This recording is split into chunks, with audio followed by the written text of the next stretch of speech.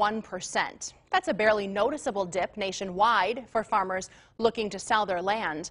However, according to Wisconsin's Center for Dairy Profitability, land prices in our state dropped nearly 3% compared to 2019. High milk prices often lead to high milk production, and the latest report from the USDA definitely proves that. Wisconsin milk production was up 2.7% on a 60-pound gain per cow.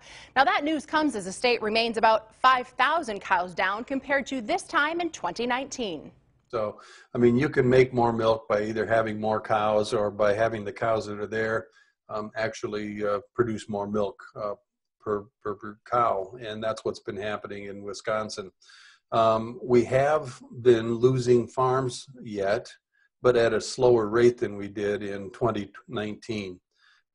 Farm loss then, the attrition was almost 10% for some of those months compared to year earlier levels. And it slowed back down to around 5 to 6% right now.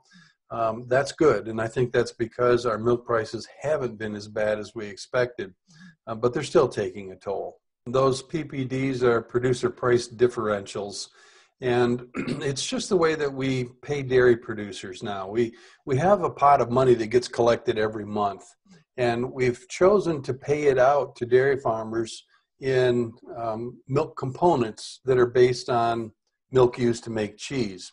Sometimes we pay more for components than we actually collected in the whole pot, and that's when that PPD gets negative.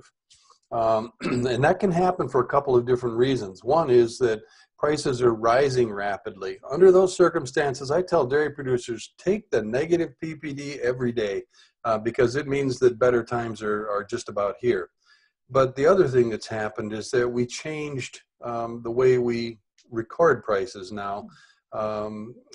As of the last Farm Bill, Congress changed our pricing of beverage milk to be the higher of this cheese-based milk or milk used to make butter and powder. And the price difference between butter and powder milk prices and cheese prices has been great. So we pay out too much on the cheese side, and then we have to have this negative PPD for accounting purposes. And that's been a real frustration to dairy farmers that see negative values on their milk checks.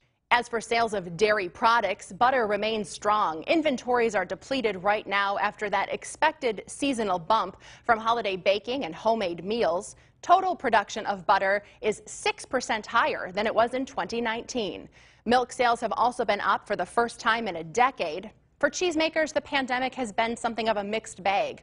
Demand for mozzarella has remained strong, due in large part because of pizza restaurants.